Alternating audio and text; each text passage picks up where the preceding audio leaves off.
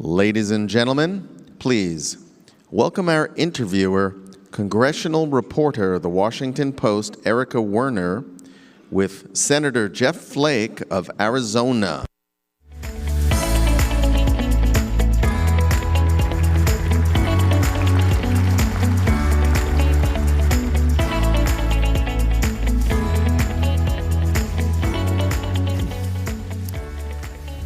Senator Flake, thank you for joining us.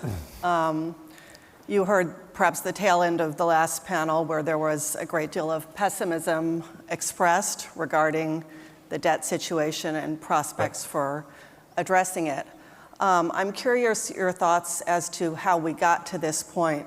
What are the reasons for the bipartisan, bicameral failure to address this situation? Well, I hate to say I share that pessimism.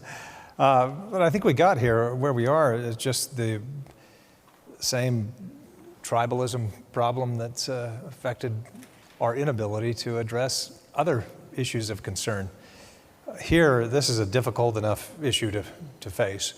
If your voters aren't engaged, if your constituents aren't pushing you to do this, then there's simply no upside to doing so. And I think we've known for a while that issues of debt and deficit spending on the macro side, you have to have both parties willing to engage and share the risk, the political risk, to hold hands and jump together. You know, it was done in the 80s, certainly done again in the 90s, the last time, the sequester. But we've not had really any impetus to move it because it just has not been.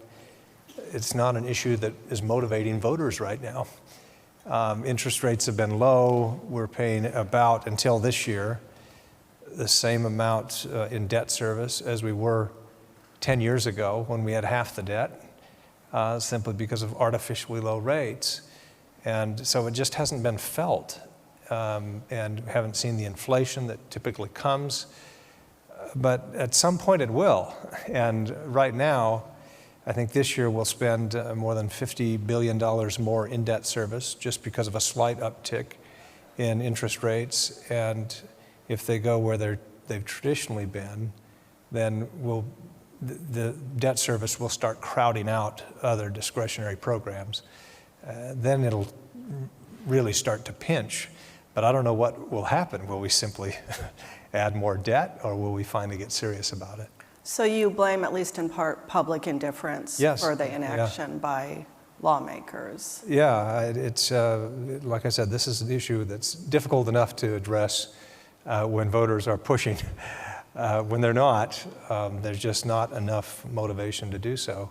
When both parties have basically said, you know, typically on the Republican side at least, we've had a presidential candidate or leaders saying, we're going to address this issue. Limited government has been a big part of the election, and it just wasn't last time. In fact, the president, during his campaign, said he wasn't going to address mandatory spending, basically. Right. And so it's been off the table. So do you see a tipping point coming that perhaps is already starting to arrive gradually, where it becomes inevitable that something must be done? What will that look like, and what will happen at that point? You know, that's a good point. David Perdue has done a lot of modeling on this, and he's been the voice every lunch that we have. He'll raise the specter again. And as I said, you know, $50 billion more this year if interest rates go to where they've traditionally been within, you know, 5, 6, 7 years. Virtually all of our discretionary spending is going to be taken up by this. I don't know where that tipping point is. I just know that countries like Japan hit that, you know, when it was a debt to GDP ratio that usually imperils most economies. They hit it and they were over the cliff. And then addressing it is far, far more difficult. Right. And that's my worry, that we'll go over that cliff, and then you know, you just don't have the economic growth or possibilities for growth to grow your way out of it. And so you have to have austerity programs and everything else. And so I hope we can get it before that tipping point. The problem is it's still too gradual, And if you don't have leaders that will simply say, this is an important issue, whether you know it or not. And that's what it's going to take for leaders to say, you know, we have information that you don't. That's the whole value of representative democracy.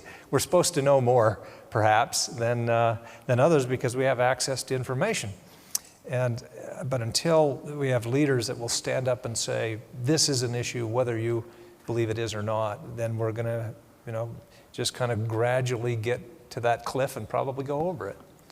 Well, since you raised the question of leaders who can put that issue out there, is that a role you see for yourself following your retirement from the Senate? I'd like to think I've been speaking up on this issue for my entire 18 years here. I've certainly tried to vote that way as well. But yes, I'll certainly continue to sound the alarm. But to be frank, it won't be as loud as it is when you're in office. It takes those who hold current office, particularly, there's no podium like the president has. And that podium is vacant now on this issue. It really is. Well, just to ask the question perhaps that's out there, do you plan to run for president against President Trump? It's not in my plans, I'll put it that way, but I do hope that somebody runs on the Republican side.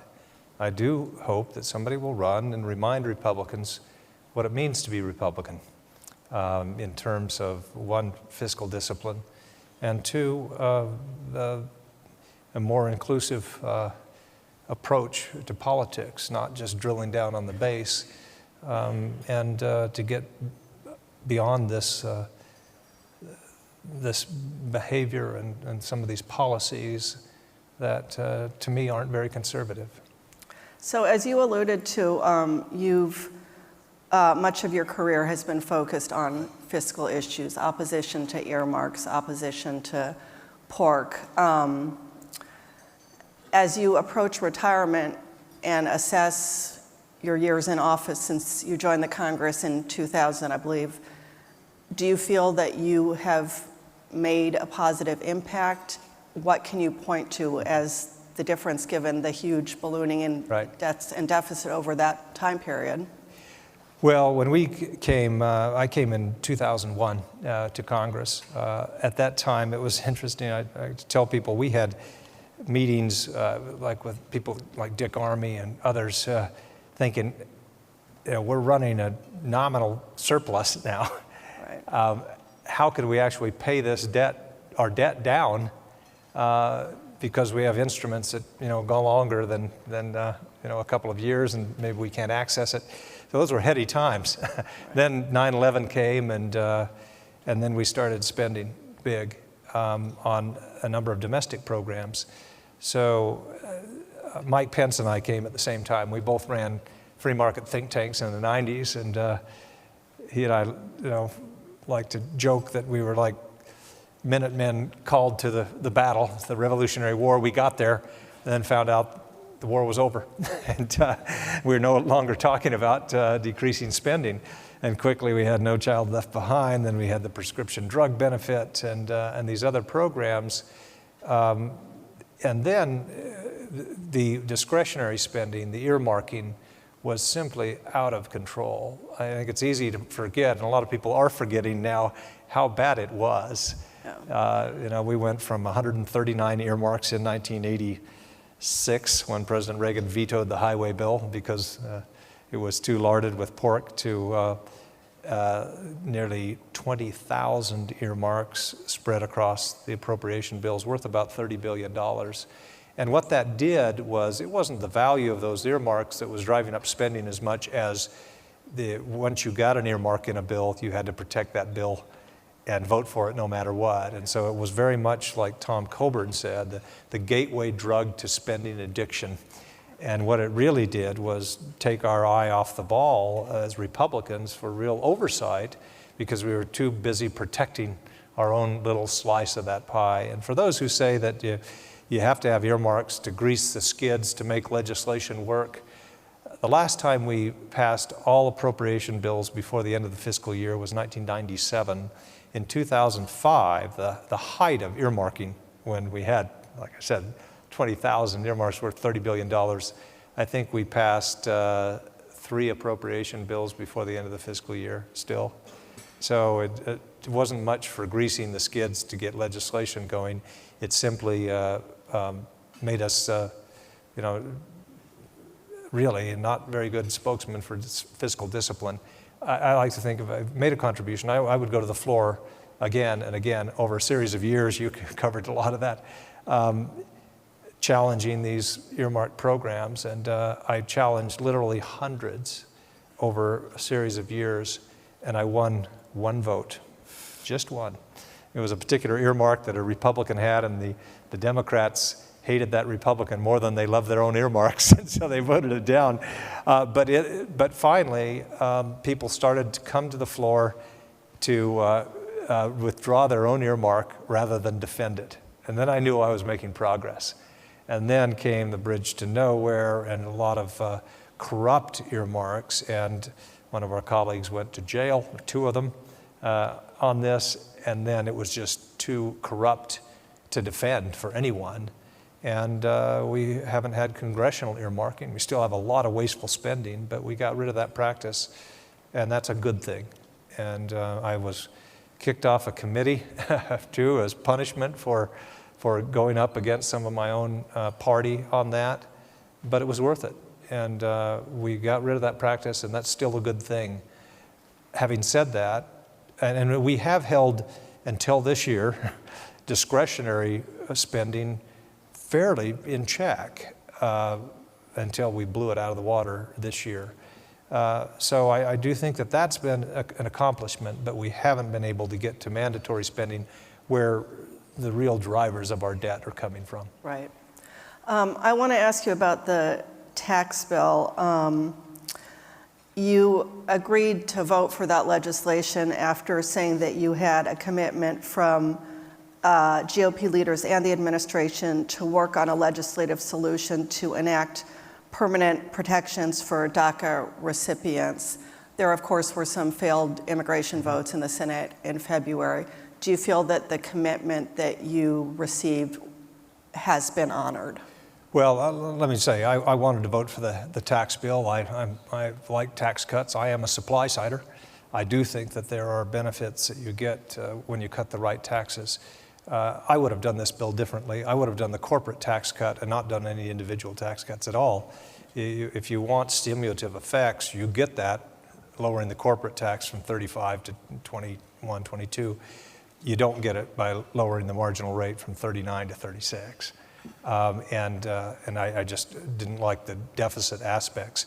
But by and large, I felt that the tax bill was good enough to help grow the economy enough to cover, even though some of the figures didn't, bear that out. I do believe the supply side effects, and we frankly have to be competitive globally.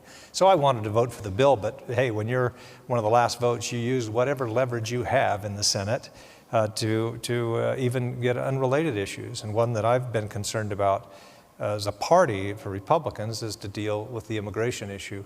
And the layup, the easy part is DACA, and we just weren't moving that. I think we're in trouble as Republicans. When you look at demographics, if we don't have a rational, humane approach to immigration. What I got is a commitment to have a vote by the end of January on this issue. We got that vote on February 8th, I think, so we were off a week, but I got the commitment. It didn't turn out as I would hope. I still think that we've got to solve that issue, but I did get the vote. But you would not say, like Senator Corker has, that you regret your vote on the tax legislation? I don't. Like I said, we had to lower the corporate rate because we've got to be competitive globally. I have real issues with the president and the administration on our global, trade policy. We've got a better tax structure and certainly better regulatory policy, which is good, so we can compete. The problem is we aren't entering into trade deals. The president said he doesn't like multilateral trade deals. Well, fine, start negotiating some bilateral trade deals. We don't have either, and so we've got a more competitive tax and regulatory environment we aren't using it to compete globally, and that worries me in terms of long-term economic growth. But we needed to do what we did. Not on the individual side, I wouldn't have done that. I'm going to have problems if they're wanting to make the individual tax cuts permanent without some offset somewhere or some agreement to deal with mandatory spending. Because you can't just do this head fake, well, we're going to fit it under the budget window by sunsetting individual tax rates, and then, we didn't mean that, let's go ahead and make them permanent. We know that we don't have the votes to do that. It would just be a show vote anyway. I think what it shows you would is not that we're not vote serious. to I would extend. not. I would not. I think that is an act of bad faith to pass something to fit it under the budget window, and then as soon as you get past that political peril, then you go and have a show vote to make the tax cuts permanent when all it is an election maneuver. So you still believe, despite estimates by the CBO and other entities, that the tax law will add billions, $2 trillion to the deficit over the next decade, that in fact it will produce enough growth I do. I think to offset all of that? The figures were, over the next 10-year budget window, under the current tax regime, we would have brought in about $43 trillion. With the tax cuts, the bill, that goes to about $41.5 trillion. So it's just a delta of about $1.5 trillion. You would have to have just 0.4% economic growth to cover that spread. And I do think that the corporate tax cuts alone will generate that kind of growth. I do think we've seen that in the past, and like I said, we've got to be competitive globally, and we weren't with our corporate tax rate the way it was. Let me finally ask you about the Recisions package that the administration has presented. It's obviously a tiny portion of the budget, or of spending, any way you Right. want to look at it. Do you view it as more than an empty gesture, and will you support it? No, I'll support anything that cuts funding. Basically, it's rescinding money that wasn't going to be spent. It's marginal. It's marginal. I don't think we should have entered into the omnibus bill that we passed. So this is on the margins, really is. And just finally, do you have any hope, based on what you've seen from the Trump administration so far, that this president will take any actions to address some of these issues? He said he wouldn't sign another bill like the $1.3 trillion omnibus that he did sign. Is that a hopeful comment? I don't know that I take it seriously. I mean, those of us who've been negotiating on immigration and whatever else have encountered what is referred to on Capitol Hill as the 10 o'clock president or the noon president or the 2 o'clock president in terms of different approaches, different policies on the same bill. And so I unfortunately can't take that very seriously. All right. Well, on that note, thank you very much. Thanks for having me here. Appreciate your participation. You bet.